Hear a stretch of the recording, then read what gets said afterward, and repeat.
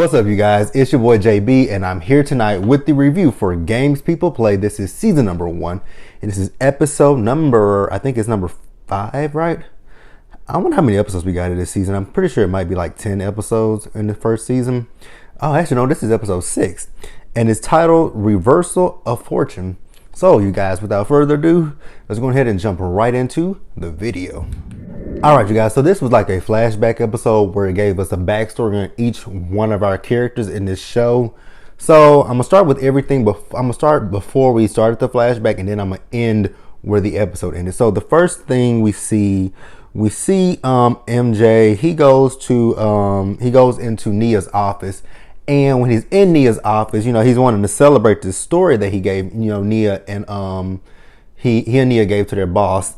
And Nia's like, MJ, it's the middle of the day and we are not supposed to be drinking at work. He's like, well, shit, I can drink and multitask. So if you don't want to do it, you don't want to do it. And that's fine.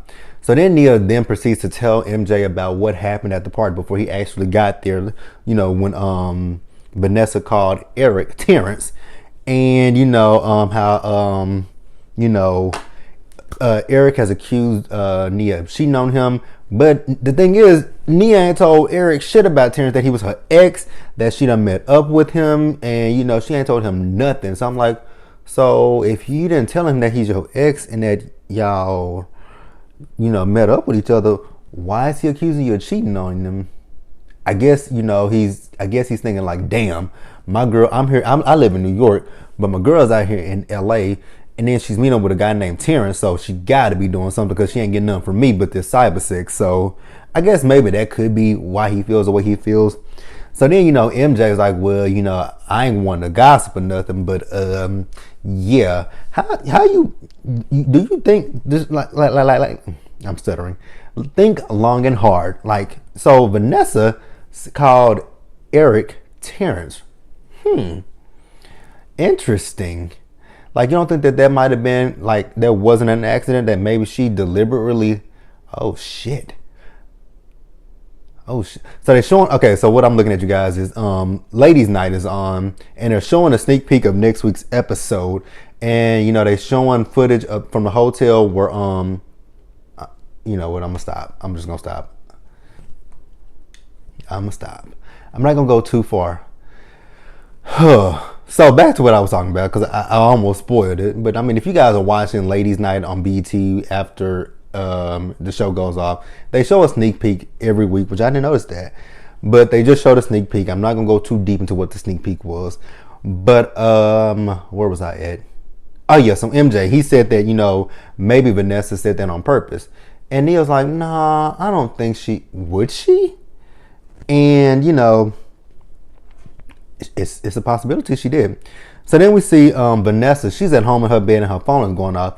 So she picks up the phone and, you know, it's Nia.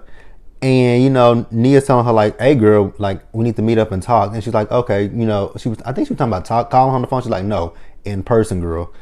So, you know, then Vanessa, you know, she goes and meets up with Nia.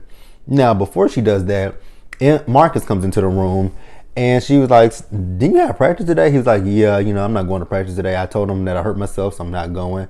I want to spend time with you. She's like, no, you didn't. You want to spend time at home and play this game. Nigga, I ain't stupid.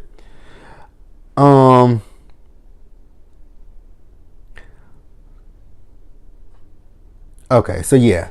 So then, you know, we see Vanessa. She is at Nia's office.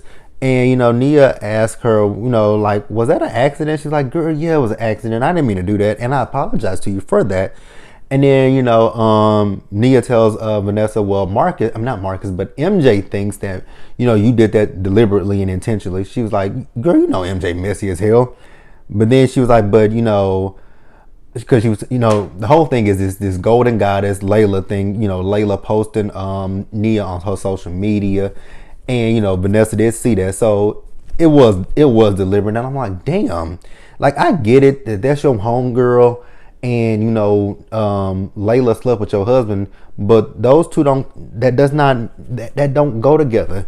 Just because Layla slept with your husband, that does not mean you got to do your friend wrong. Like, what the fuck?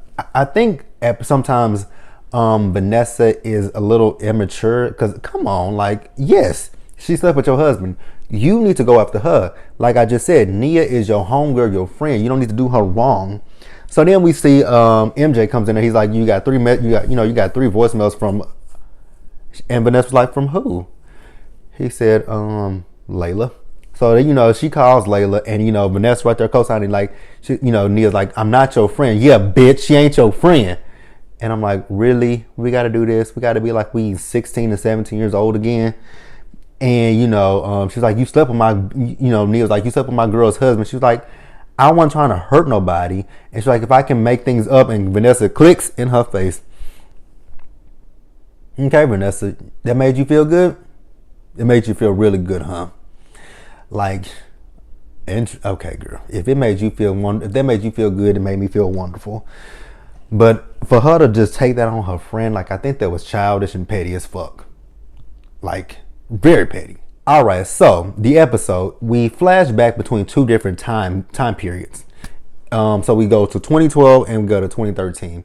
So the beginning of the episode, I'm assuming this was 2012 because we see Kareem and Ashley lipped as Jamal on the basketball court, and they playing with each other. They playing with each other. So then we also see when Kareem and Marcus first met each other for the first time in college. They were roommates in the same dorm, and I'm just like, at first I was like, what the fuck year is it supposed to be? Because you can't convince me that this was when Jamal and Kareem was in college, especially not Jamal, Kareem and Marcus, and especially Marcus. Like, they could have done something different with Marcus's appearance. Like, they could have gave him an S curl. They could have done something to make him look a little bit younger. Because I was sitting there thinking to myself, like, what year of college was it supposed to be? Was it supposed to be their junior year, their senior year? Like, they could have done something to his actually what they could have did was, because I remember when I was in college, I looked the same as I did when I was in college. Only difference is I have a little less hair than I did when I was in college. But, I had the full beard. I had everything. So what did I have? I had the tattoo. Well, not this tattoo, but I had the tattoo on my neck. I had the earrings. I actually had a nose ring when I was in college, but I took it out. I used to wear baseball caps. Like, they could have did something to make him look a little bit younger. They really could have, like I said, they could have gave him an S curl. They could have shaved his face a little bit to make him look a little bit younger. They could have put a fitted cap on his head. They could have did a lot of shit to, especially Marcus. Kareem, he kind of fit a little bit, but not that much. You can still tell, like, again, how old are these niggas supposed to be? So, but that's neither here nor there. They meet him for the first time. Well, technically, Marcus remembers Kareem. Kareem, however, does not remember nothing about Marcus at all. So then we saw a flashback of Marcus and Vanessa. So remember, I said that Marcus had skipped practice to play a video game. So we flashed back to 2012 when he was in his dorm room. Vanessa came down to visit him, and they started to get busy. And then in walks Kareem and Quanisha. I'm like, God damn. And Jamal, why do I keep on calling him Jamal? Kareem was talking about, Quanisha, she came down so she can give me a haircut. And I'm like, so there's nobody in the town that can give you an edge up, but she got to come. Okay. So then we see that, Quanisha and Vanessa didn't even really, kind of fuck with each other. Because, she was like, wait a minute, I flew here. This bitch rode here. Kind of sound like Akbar V from Love and Hip Hop Atlanta. But, they kind of go back and forth for a little bit. But then, Kareem was like, you know what? Let's go get a hotel room. Let's let them have it. Because, that's what Marcus said. I'm like, man, you told me I could have a room for the weekend. But, they dip out. So then also in 2012, we see a young Layla who's in high school. So Layla is getting picked on by the girls in school. She doesn't have any friends. And somebody put some, pictures on her locker. And then there's this guy that comes up and he takes the pictures off of her locker. And, she's smitten by that because somebody actually stood up for her. I'm like, oh, damn. I'm like, I feel bad for her because, like, you ain't got no friends. And then here come this supposed good guy to save you. And he might end up being a creep. at the end of the day. Damn. Okay, so then with Layla, we see the boy that, helped her out at the locker. She's in the library and she's telling him about a play that she wants to, audition for, and she wants his help so that she can recite her lines. So, she reads the line, he reads a line to her, and she, recites her line back to him, and she did a very good job. And, he's telling her, he's like, okay, so, Friday night there's this party. So why don't you come through the party with me, so that way we can celebrate you getting the role. She's like, okay, cool. And I'm like, oh God, please don't let this be the first boy that ever said something. But you could tell it probably was with the way she was all giddy after he left out. I'm like, oh, poor Layla. And now stuff starts to make sense about why Layla is the way she is today. So then we see Nia. Nia is in one of her college classes, and she's trying to get together this walkout because there was an African American teacher. I guess he got fired or he left or whatever, but he wasn't getting his tenure. So she was staging a walkout at noon, and she passing it out to, I guess, to all the African American kids in the class. But there was one white girl that I saw walk out too when noon hit. I don't know if that bitch said shit. If they walking out, I'm walking out too. Shit, I would have did the same fucking thing. So then she walks up to Vanessa and she gives Vanessa the flying blessing, like, ooh, girl, no. So, I gotta graduate and I can't let this fuck up me graduating. So I'm not with the African American studies. So, fight the power of my sister, but I ain't one for it. You can have it. I'm good. And Nia's like, well, if the roles were reversed, I'm sure you would want somebody to do the same for you. So like I said, at noon, everybody gets up and walks out, including that little white girl. And, Vanessa just sits there for a minute like, well, damn, what the fuck do I do? Do I get up and leave? So, she finally says, what? I'm good. Deuces.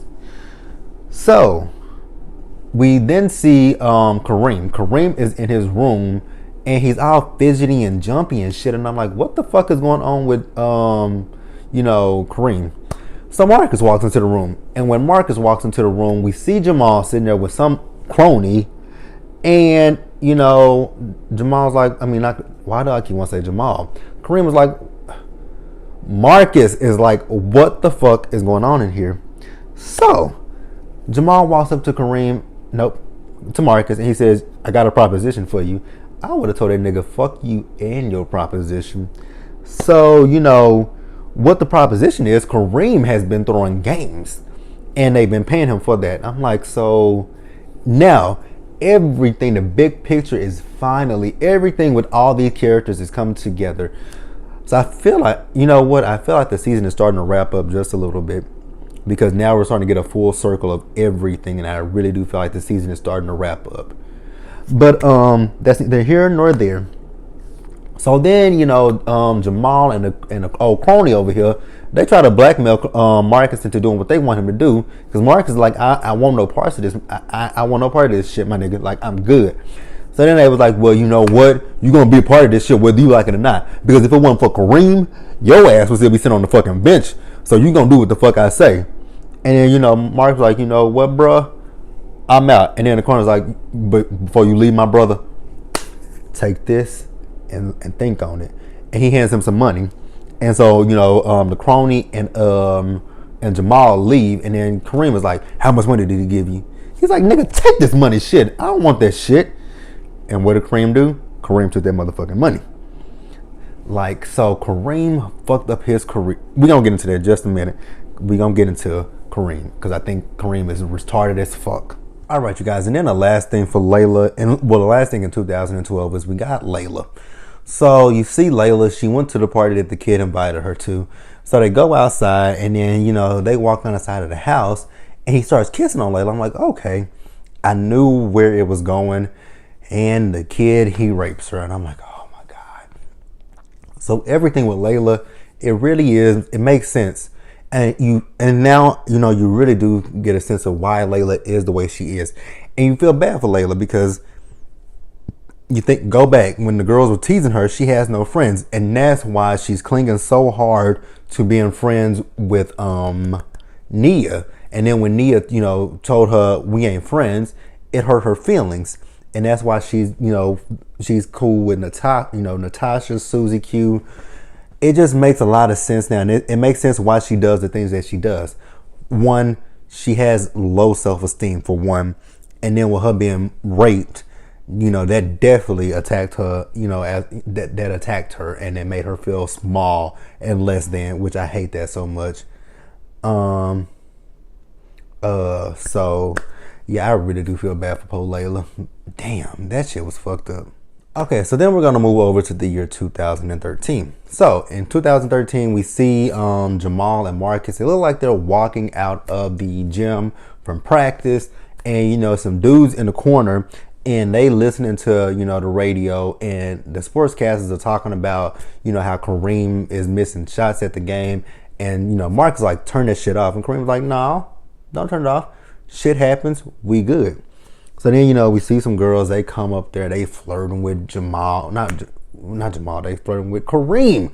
Why do I keep want to call Kareem and Marcus fucking Jamal? But they flirting with him. The reason why I wanted to say Jamal, because I'm looking at my notes and I see Jamal next. So then, Kareem walks out and he sees Jamal there with the car. And he like, nigga, where did you get this car from? And I forgot what Jamal told him, how he got that car. And, Kareem was like, nah, man, I can't take this car. Like, they watching me. So he was like, well, I can't take this car back. What am I supposed to do with it? He's like, take it to my mama. Let my mama have the car. So you think they watching you? Wouldn't they be watching your mama as well? Like, they know you are, I don't want to say broke, but they know you, well. And then for the year 2013, that car did not look like a 13 model. I don't know what, they look like a Mercedes Benz, and that did not look like a 13 model Mercedes Benz, because 2013 was the year that I graduated college, and I was looking to get a Mercedes Benz when I graduated college, and that Mercedes Benz that I looked at, that I actually, man, I got approved for them. I should have got that fucking Mercedes. No, I'm glad I didn't get it, because I probably would be in so much fucking debt with that shit, with the maintenance and the upkeep on that bitch. But the car that I really should have got was the Challenger that I did, and I let that car go. But I said, it'll come back, and it probably will come back eventually. But that's neither here nor there. Jamal ain't shit but a fucking crook. Like, damn.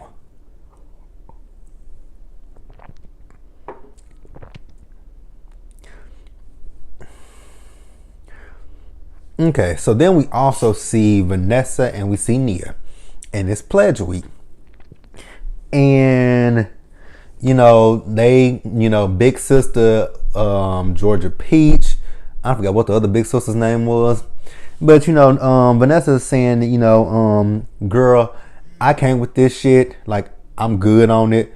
And he was like, no, like, don't give up. She's like, but you know what? Marcus got a game in New York, and I need to go to that game. So they're like, okay, let's go. So then at the game, we see Quanisha. Quanisha ain't shit but a gold digging girl, a gold digger. That's all she saw was dollar signs, fame, fortune. The big expensive cars. Being on camera talking about what side Mariah Carey shoots from. Like, that's all she thought about. She really didn't care nothing about Kareem at all. She just thought about what that lifestyle of a basketball wife would mean to her. And she's talking about, girl, we gonna make it, and whatever happened with you and Marcus, it just happened with you and Marcus. So that's why she feels the way she feels about Vanessa, is jealousy. Like, because your man was stupid enough to do what he did, and we're gonna get into that in just a few minutes what her man did. So Kareem, he's playing the game, and you can hear the announcers talking about how he's just missing shots and he's fouling for no fucking reason. And then, he fouled himself out of the game. So then, when Kareem fouled out, in goes Marcus. So Marcus goes into the game, and Marcus says, shit, fuck this. I'm not about to throw this game. And Marcus did not throw that game. And then also we see, this was, the time of the Trayvon Martin case. And we see people protesting. And we see Nia. Nia is in jail, fist pump of righteousness. And the lady was like, ma'am, put your hand down. And I'm like, what the fuck? So back at the game, like I said, well, at first Marcus missed the shot, but then after we see him, Marcus get his flow. Marcus is making threes. He's doing the damn thing, and and Kareem is like, fuck, like why is he sitting here doing this shit? Like, no, ain't what he's supposed to be doing. And then you got Jamal and the crony up in the stands watching as well. So, like I said, Kareem fouled himself out, and everybody's trying to figure out why would Kareem foul himself out in the biggest game of his college career? Makes no sense. Like I guess this game, it was a tournament game, so I guess the NBA scouts probably were out looking, trying to spot new talent, and like I said, everything finally it makes sense with this show, which the show is actually really good. And I don't mean it in a bad sense that it's finally making sense. It's just, wow, now everything is really coming to fruition and making a whole hell of a lot of sense. And I'm just sitting here looking at Kareem like, you dumb fucker. You threw your whole college career and your potential NBA career away for a crook like Jamal, a crook, a crony, a swindler, a hustler, oh God. Like, you threw your whole fucking career away for a grifter and a con and a swindler.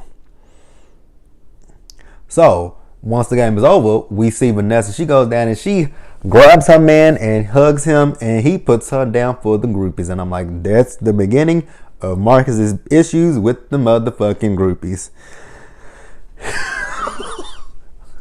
This next scene, I did not mean to laugh at this next scene, because you see after the game was over with.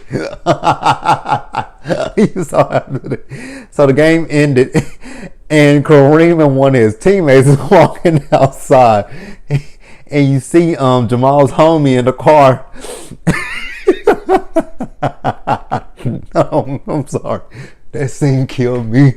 So he starts the car up, and as Kareem is walking across the parking lot, he puts that bitch in drive. And he runs him over, and Kareem's like, oh, my knee.